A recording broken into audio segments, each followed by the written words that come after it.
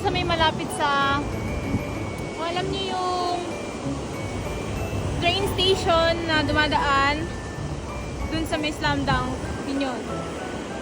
Ito lang, yung katapat lang nun, dun no?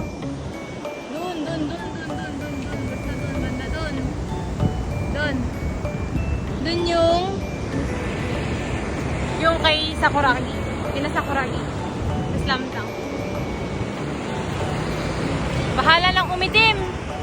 Yasumi nga pala namin ngayon at naglaan kami ng araw para talaga dito makapunta sa Kamakura. Kanina galing lang kami dun sa may Kamakura Station, yung alam nyo yung train na dinadaanan dun sa may Slam Dunk, yung kina Sakuragi, doon kami galing. Tapos katapat lang naman nun ay itong beach na to. So kaya sabi namin, why not puntahan namin para naman ma-feel namin na summer talaga, kahit hindi naman kami nakapang summer na pang beach kumbaga. Kasi hindi naman porkit nag-beach ka maglalangoy ka ganon. Wala lang, gusto lang namin mamasyal dito sa beach kasi nga syempre na-miss namin pumunta sa beach at saka first time namin makapunta sa beach dito sa Japan. So sinulit-sulit na namin kahit umitim na kami, wala lang kami pake.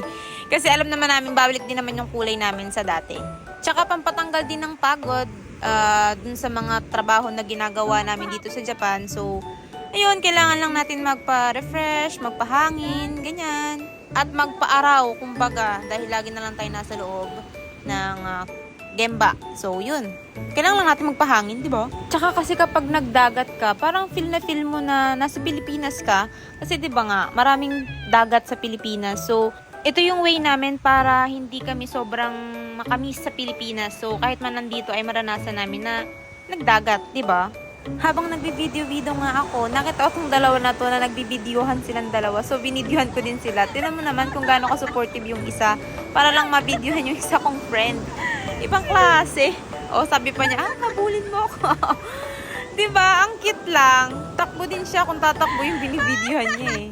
Bay, syempre ako din nagpa-video din ako sa kaibigan ko na kunwari yan, masaya, takbo-takbo, ganyan, ikot-ikot, i-feel yung dagat, walang iniisip na problema.